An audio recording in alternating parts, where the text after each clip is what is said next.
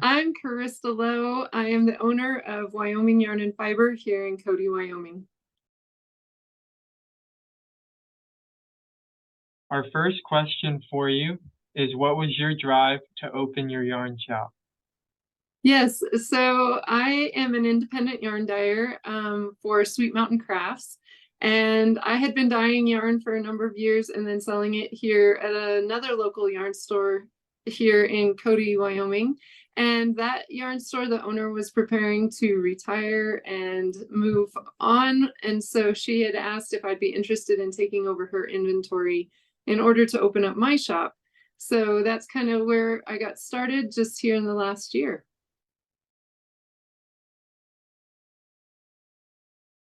That leads us into the next question. I imagine there's been a lot of ups and downs. So what has been the greatest joy, and then what has been the greatest challenge of running your shop? Sure. So as we said, yes, I'm just under a year of ownership. So I just opened last July. So I'm sure I have lots of ups and downs yet ahead of me. But the most fabulous part for me is that even though I have been in the yarn world for a little bit as an indie dyer, I was doing that all from my own home. So not having an opportunity to interact with my customers. And it has been a fabulous, just a great opportunity for me in the yarn store to be able to interact with people, to introduce the fiber arts to people that have not been exposed to it previously. But just getting an opportunity to interact with customers is definitely a huge highlight for me. Some of the uphill battles are probably just learning the business. It's a chore to stay on top of inventory purchasing and making sure that I keep in stock things that my customers are interested in and excited about. But it's all a lot of fun. I'm thoroughly enjoying what I'm doing.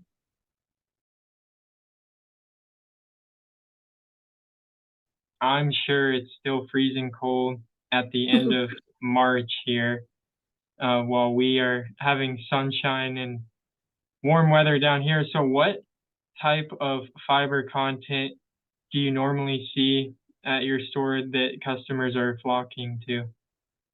Sure. So, yes, we are absolutely, I mean, just outside the window here as I'm sitting here talking to you, we've got snow piled up all over because we just recently had almost up to 18 inches of snow just this last week. So, there's still a lot of snow in the area. So, absolutely, wool is a huge business for us. Lots of people that are interested in working with fibers that are going to be super warm in the winter. But I actually, because of my location, I don't have any other major big box competitors near me. So surprisingly, I also do a lot of business in acrylic yarns for a lot of my blanket makers or people that are looking to make baby gifts. So I carry a lot of product that way as well. But I kind of cover a lot of variety across the board. So yeah. And then from Universal Yarn, what do your customers seem to enjoy the most? I know you said acrylic, so Uptown Worsted is probably one of the favorites there. Yep, I think that Uptown Worsted probably goes off my shelf most often for Granny Square blankets. I see that go out the door for that a lot. Major is another huge product for me. I sell Major probably on a weekly basis. I see people get excited about it because they love the fact that it's still machine washable, dryable, but it has some great colors and it does the color transitioning for them so they don't have to worry about trying to pair colors together. Mhm. Yeah, I have a number of items that I would say, let's see, what do I have that is not acrylic that is a big seller? Um, Trying to think of one of the ones that I just recently got in, but yeah, right off the top of my head, I'm not pulling out any others because I just do so much with, like I said, like you mentioned, the Uptown Worsted, the Major. Those are just some really big yarns in my shop. I know that I looked on your website before this. Um, Bamboo Pop is on your site. Yep. I would imagine a little too cold for that now, but the Right.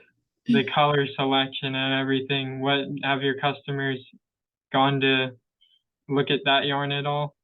Absolutely. So bamboo pop, actually what is kind of neat here too is I do have some weavers in the area, and bamboo pop is a great because it's got that cellulose content. It's just a really great yarn for weaving. So whether it's rigid heddle weaving or floor loom weaving, I've seen some really neat projects made with that. So yeah, the bamboo pop. Another one that just came to mind that has done really well is color burst.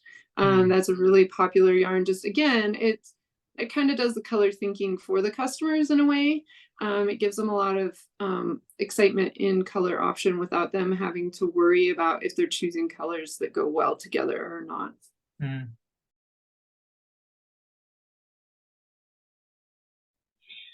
And you mentioned baby blankets were a popular project. What other projects do your customers tend to make? So I have a lot of ladies that are into making knitted shawls and scarves. I would say that that's probably my next biggest project area that I see a lot of customers working on shawls. I do have, quite a few sweater makers as well as sweater knitters, predominantly knitters. I have an occasional sweater crocheter here or there, but yeah, again, kind of all across the board. I'm getting ready to, in May, I'll be teaching a sock knitting class. So I'm excited to get some more avid sock knitters this way. I'm an avid sock knitter, and I know that they're around. I just don't see them as much. So a lot of accessories though, a lot of hats.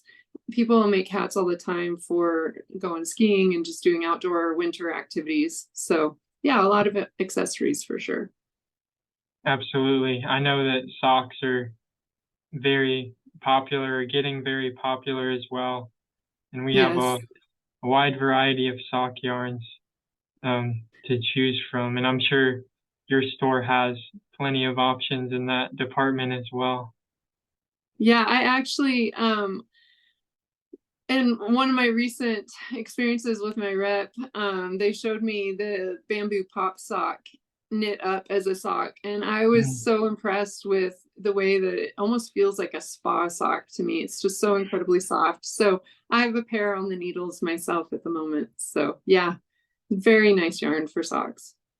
We see that yarn at stores so often as well. I always tell the store owners that's one of my favorites because just the way it looks in the ball itself is just like you just or your attention is drawn over to it. So Absolutely. Yeah, there's some great colors, and yet I like the solids equally as well.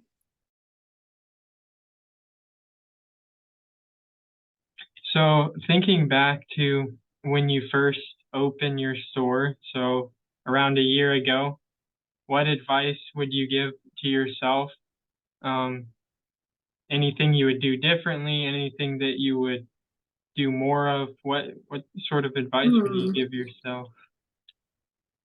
Let's see. I think the biggest thing is just to enjoy the process because it is a process. I think I had high hopes, as most people probably do, of opening the store and having everything just so, having everything perfectly in place and ready to go. And there's just no way to do that. There's so many great products and so many great ways to display products and get it out on the floor for customers. And the work of one of the challenges, again, for me has been taking on a previous inventory from another shop has Mhm. taken a little bit of time to get that all into an inventory system of my own. And I think just relaxing and just saying, you know what, that's going to happen. It's going to take time, but it'll happen when it needs to. And instead, just enjoying the moment of being able to open my own yarn store and be here every day. That would probably be the advice I'd give myself if I were to do again. Absolutely. And I've seen, your engagement on social media and things like that, the live unboxings and stuff like that, just getting the community excited for Yes. the yarn shop in general. And that's been such a great thing to see. Thanks. Yeah, I have a lot of fun with those. I don't mind being on camera, being a little bit foolish maybe on occasion, maybe saying the wrong words every once in a while. But it's just a fun way to, yeah, engage online as well as share these great products with so many people that don't necessarily have a local yarn store near them, or can't get into the yarn store when we have, 2 feet of snow that falls outside.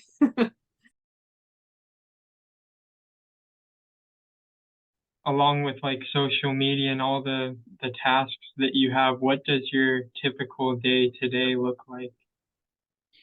So, yeah, I would say that a lot of it is still, getting somewhat settled in this space. We took a building and remodeled the interior space. It was actually an automotive repair shop. So, we did a lot to get this space ready for us, and are still working on just some of the finer details of that, figuring out how to decorate and work within the space. But that has been a lot of fun. Um, I have a regular load of classes and social gatherings here at the shop. So, my class schedule, I have some great instructors here in the area that come and teach classes on crocheting and knitting techniques, as well as regular project classes. We have once a week, we have a weekly knit group that meets here at the shop, which we call it a knitting group, but it's really all crafts are welcome. And then we do once a month after hours, where people can gather in the evenings and bring in projects again. And yeah, just lots of different activities. So my days are quite full with whether it's inventory purchasing, getting yarns out on shelves, or just staying busy with my local fiber arts community. That it keeps me going. Yep, I'm sure that's rewarding, to see everyone bring in their projects and the smile on their face usually. So, but I know Absolutely. it's got to be a busy schedule as well. Yes. Yeah. And, one thing I love about this business and this industry is that people get excited about what they're doing. So they get excited about purchasing the yarn and getting it, starting the planning process, but they get equally as excited about when they get done with it. And so Mm, I encourage my customers on the regular to bring their projects back to the shop, show me what they've made. And mm. certainly on my Instagram account, I've shared some amazing projects from customers, and all the time customers are bringing things back, and I love that part of it because you kind of get to see it full circle that way.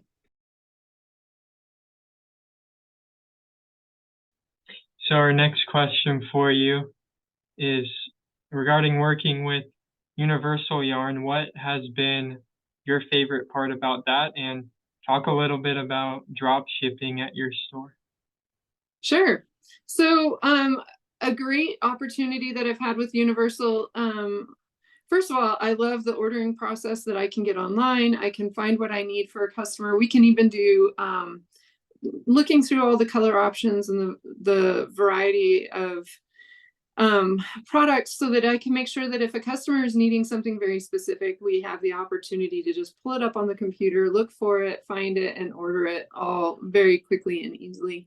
I have not used the drop shipping option a whole lot yet myself, but we have had some incredible trunk shows. We just got done with a mood trunk show Mhm. just a couple months back, and it was just a great opportunity to show customers a product without feeling like I, as a yarn store, being mindful of my bottom dollar, I have to be careful about how much I'm putting out for inventory. And yet it was great to bring those products in, let people see and touch them, handle the products a little bit, and then even make some sales through that. So yeah, Universal has been great to work with for those things. And then communication has been top notch. I've just really appreciated that if there's been any need to get in touch about anything, it's been a really good process, a good company to work with for sure. That's so great to hear. Okay, our last question. So, Cody, Wyoming. Um, for the people that may not know as much about the Wyoming area or Cody, Wyoming area, what type of events do you have going on in the town? And yeah, what I'm interested to hear sort of what the crowd looks like. I know it gets super snowy? Do you still get a lot of people coming in and despite the snowy weather, or what does it look like in Cody, Wyoming? Well, when it's a big dump like we had last week, the shop gets a little quiet because everyone kind of holds up. But yeah, no, Cody, it's a great town. We live just at the east entrance of Yellowstone National Park. So anyone that is coming into the park from the east will lots of times choose Cody as their gateway town, you might say, to get into the park. Mm, And so we live in a very unique climate in that we're fairly high altitude, and so um, the while we get snow, the sun shines predominantly here. There are very few really gray, very overcast days in Cody. And so even when we get a lot of snow, inevitably the next day the sun's out, it's already melting off. It's a beautiful place to be in that regard. But certainly the east entrance to Yellowstone is only open from about Mother's Day through October, roughly. And so we see the biggest part of our traffic, at least for, tourist traffic and all, through the summer months, of course. And that means that in the winter time, the town gets a little bit quieter, a little bit sleepier, just a lot of local activity. But that's great because we enjoy, that's when a lot of the like the knit groups and the social gatherings are a great opportunity to get out of the house and enjoy getting together with others. In the summertime, that community changes a little bit because all of a sudden we have lots of people traveling through that are excited about a yarn store. We have the occasional visitor that might drop into a knitting group or a social event. But yeah, it's a great place. Cody itself has a fabulous 4th of July. So the parades, there's actually 3 days of parades and all kinds of activities. There's a Pro Bowl rodeo that happens here. We have a nightly rodeo that happens again from June through August. So there's every single night there's rodeo activity in town. Yeah, lots of great things going on here for sure. It's a beautiful location up in the mountains and so many great things to see and do in the area. it's amazing to hear. Well, Karista, thank you so much for joining us today. If there's anything that you would like to expand on, feel free to do so. That's the last question I had for you, though. Sure. Yeah, I just want to mention really quick that for anyone that happens to watch this video, just know that if you're not going to get to Cody, Wyoming anytime soon, my website, wyomingyarn.com, is an excellent place to be able to check out some of the products that I have that way as well. I'm happy to ship worldwide. So yeah, be sure to check us out there. You can find me on Instagram and Facebook. And yes, always be sure to check out Wyoming Yarn and Fiber. We've got lots of great stuff here.